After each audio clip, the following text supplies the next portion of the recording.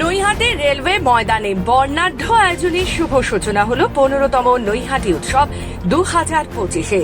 আগামী 7 দিন ধরে চলবে এই বহুল প্রতীক্ষিত সাংস্কৃতিক উৎসব, যেখানে গান, নাচ, নাটক, চলচ্চিত্র সহ নানান শিল্পকলার মাধ্যমে উৎসবের রঙে রাঙিয়ে তুলবে গোটা নৈহাটি।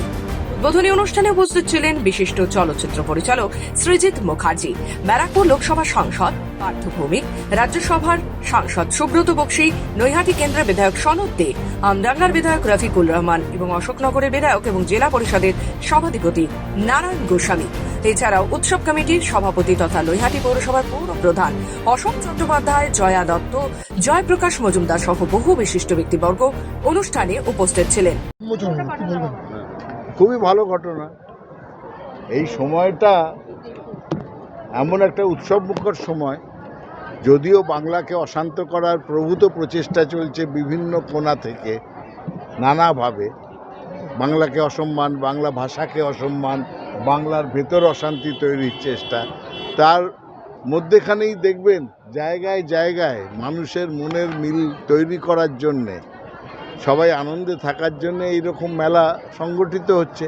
তার মধ্যে নৈহাটি মেলা একটা বিশেষ অবদান রাখছে মানুষের মধ্যে সুসম্পর্ক, সংযোগ, একসঙ্গে সবাই মিলে থাকার যে ইচ্ছা, সদিচ্ছা, তারই প্রকাশ হচ্ছে এই রকম মেলাতে। নৈহাটি মেলা একটা তার প্রকৃষ্ট উদাহরণ।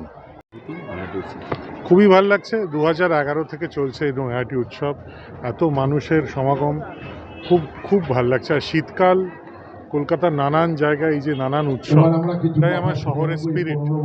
এবং আমি এসেছিলাম কাজে লহ গৌরাঙ্গের নামে প্রচারের জন্য, কাল থেকে মুক্তি, কিন্তু এসে একটা দারুণ স্বাদ পেলাম।